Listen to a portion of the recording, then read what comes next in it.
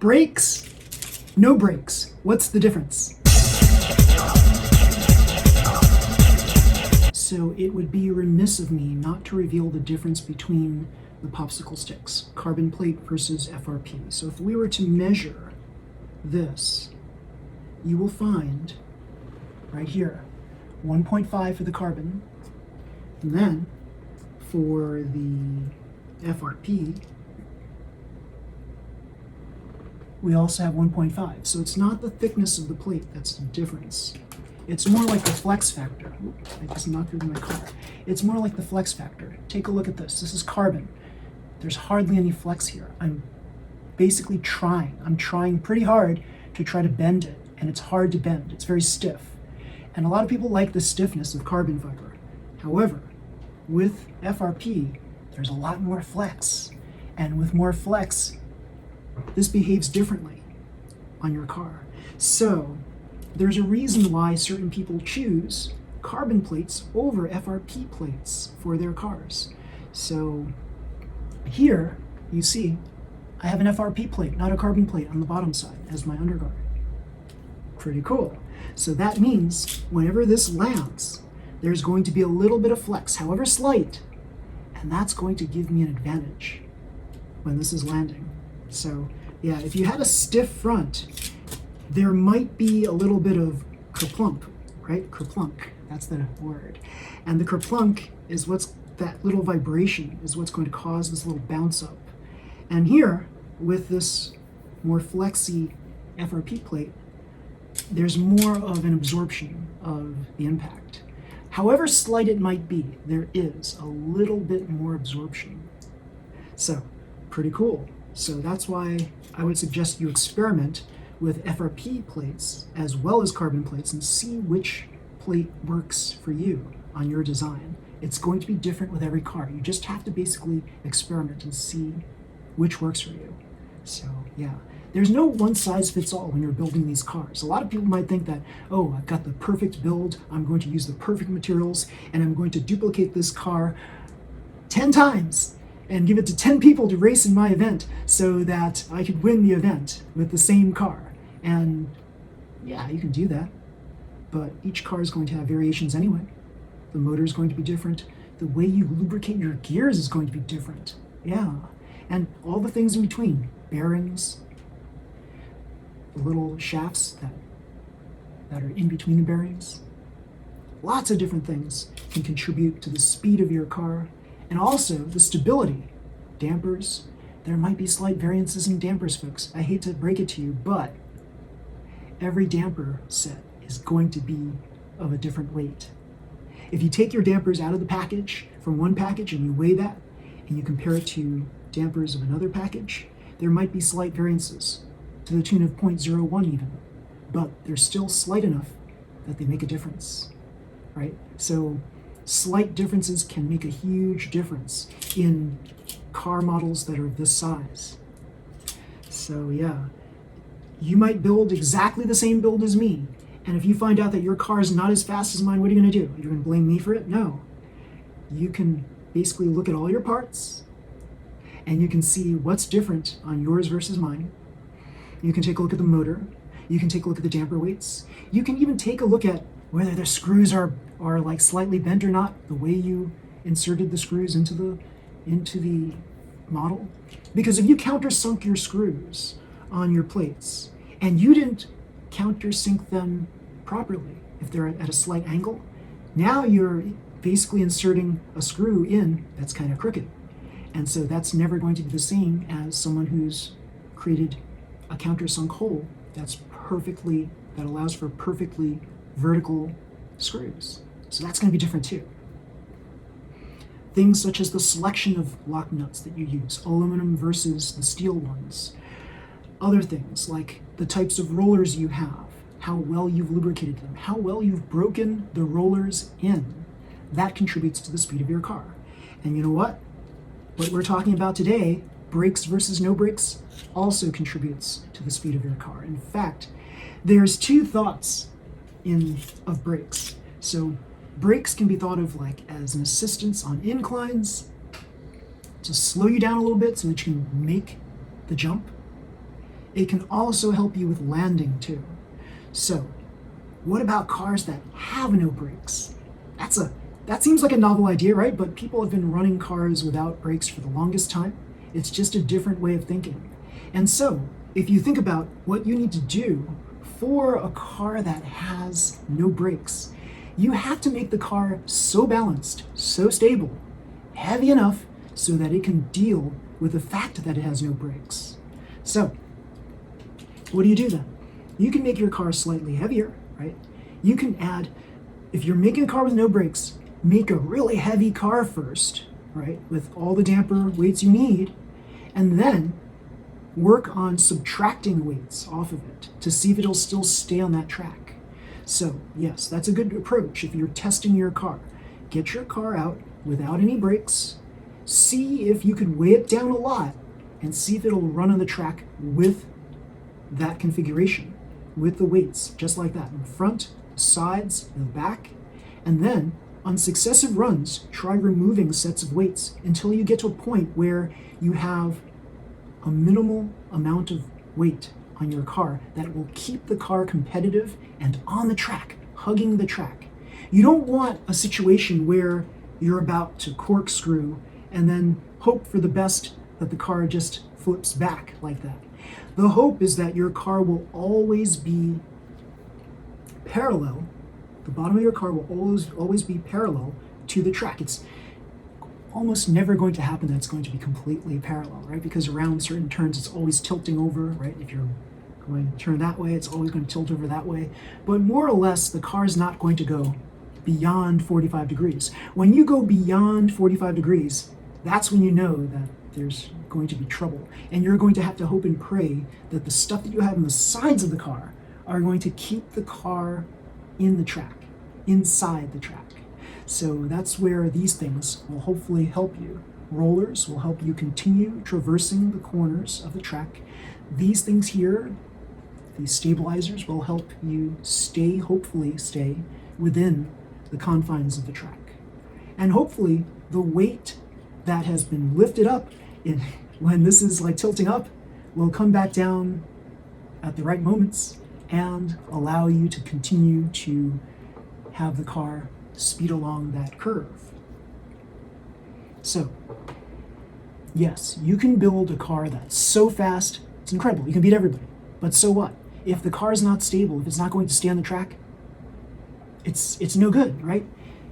I mean, a lot of people like to brag about how fast their cars are, and if it's not going to finish all 3 or all 5 lanes, what good is it? It's not going to win a race. So you can brag and think to yourself that, hey, my car is faster than everybody on 1 or 2 laps, 1 or 2 lanes of the 5-lane track. But if you can't complete all 5 lanes, all 5 laps that is, what good is it? It's got to stay on the track for 5 consecutive laps to be able to win, or 3, depending on whether you've got a 3 or 5 lane. So that's the challenge. Make the fastest car and also keep it stable, rock solid, and faster than the other cars. So racing with a brake, you know what the advantage is. On inclines, it's going to slow down a little bit so that you can make that jump.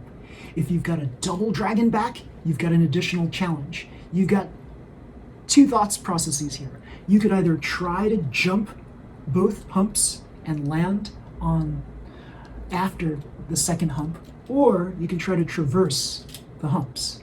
It's your choice. Not every car is built in a way that it could jump over 2 humps or traverse a dragon back. You get to choose one or the other. Or you can fix your car such that it does one or the other. But typically there are chassis that are better tuned for riding the wave and other chassis that are better for leaping over the 2 humps. So that's your choice when you're dealing with the double dragon back. Camelback, the single hump, you have to figure out basically how to traverse the hump and land at an appropriate space so that you don't course out. So that's the challenge there, especially if the turn right after the camelback is coming up very quickly and it's sharp, then you have to deal with that. So I would suggest slowing down the car so that you can traverse the hump properly and then land properly and then get along that curve. And I would suggest on situations like that to use an FRP plate rather than a carbon plate, but that's me. So let's take a look at the brake versus no brake situation. That's what you've been all waiting for here. So I'm going to show you first a video of what happens when you have a brake on a 5-lane track. And it's this car here with that big heavy brake on the bottom, and you'll see how fast it is compared to the other cars. And then we'll come back and do a video of this same car without the front brake. I just ripped off the front, and it's basically got minimal brakes in the front. It's got a 1mm brake and tape covering over the front so that it's basically, it does a little bit, but it doesn't do a lot, right? So you'll see that. So let's see the first video first of this car with the heavy brakes. Good job. Out. One.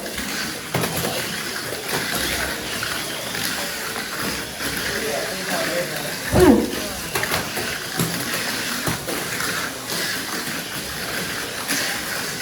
Three.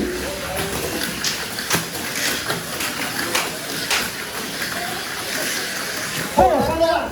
That's not, come on. Come on. Come on. Come on. Come on. Let's go. Now let's take a look at what this car can do without the front brake, without the heavy front brake, with minimal braking.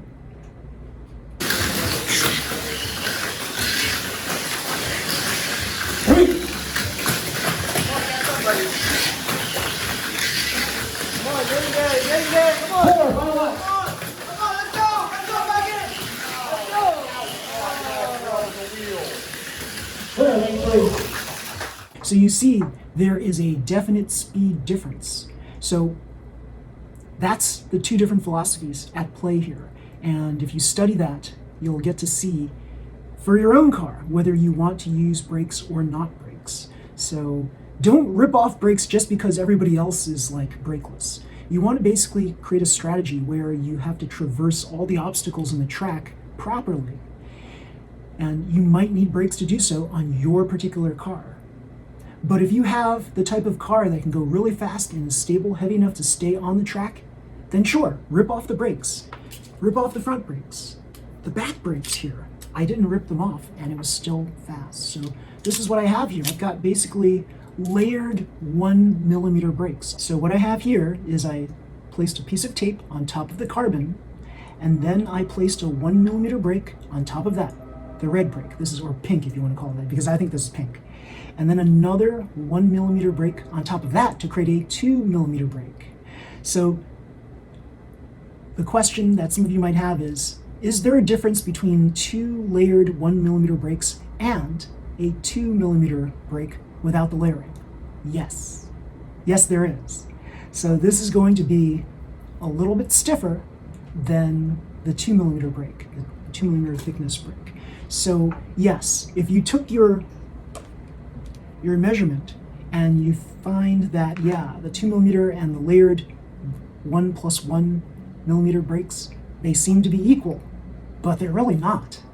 They're equal in thickness only, but the qualities of this brake, the compressed layered 1mm brakes on top of the other one, is different than the 2mm. And if you were to take 1mm plus 1mm plus another 1mm to make a 3mm brake, that's going to have a different quality from a regular standard 3mm brake as well. So yes, so you have to experiment with all of your braking options. You can also layer 1mm sponge brake, tape over it, 1mm sponge brake, tape over it, 1mm sponge brake, and now you've got something where you could peel off layers if you don't need them. However, the tape does add a little bit of thickness, however minute, to your braking system. So you have to take that into account.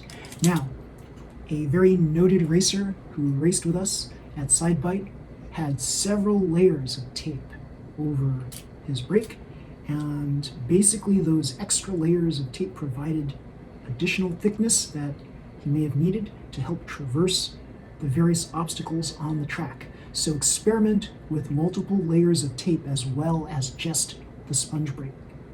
So yes, a good racer is going to utilize all the different tools available to him or her so that he or she can come up with the right combination to traverse all the obstacles on course. Very, very cool.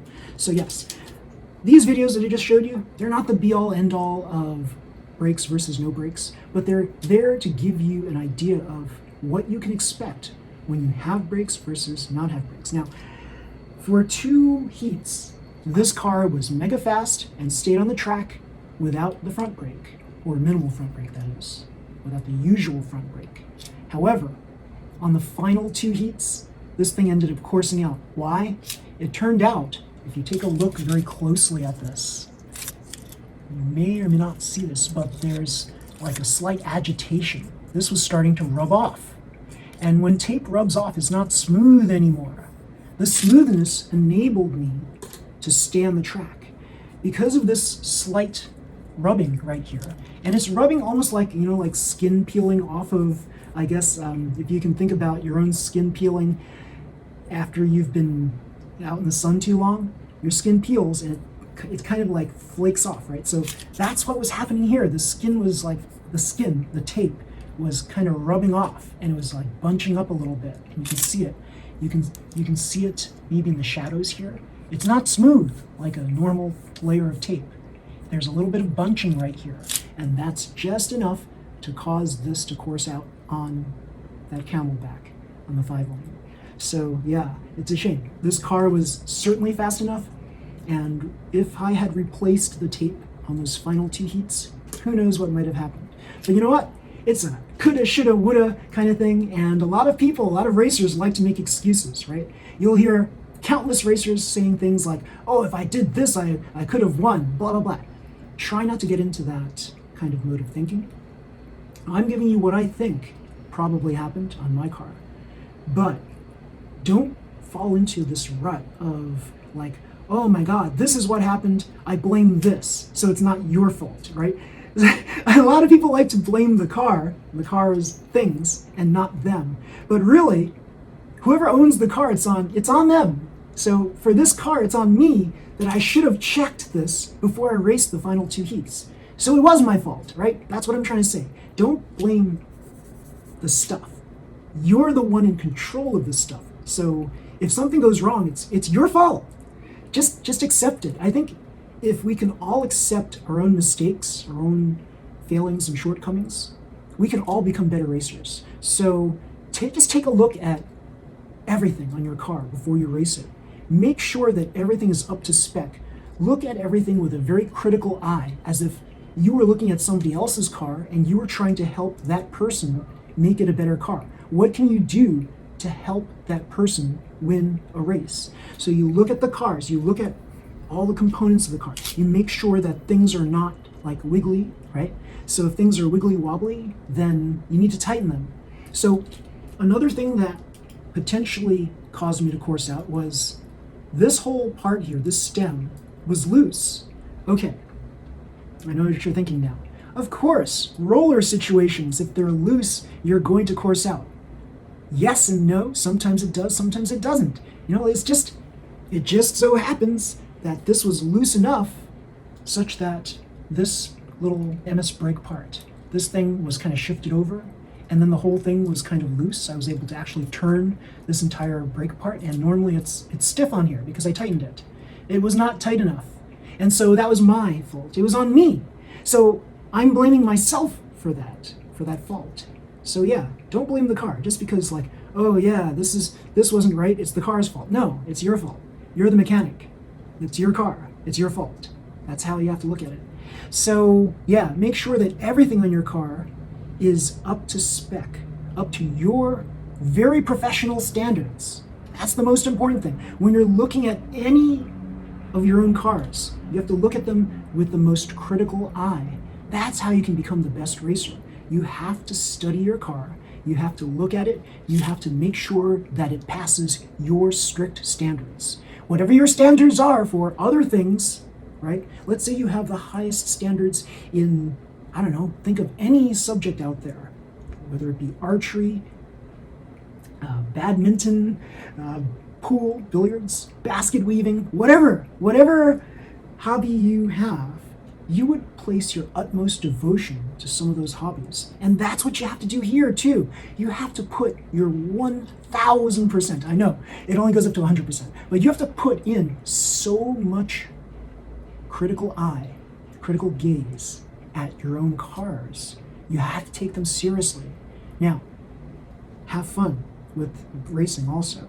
Don't make it such that it becomes something that causes you anxiety. That's not good.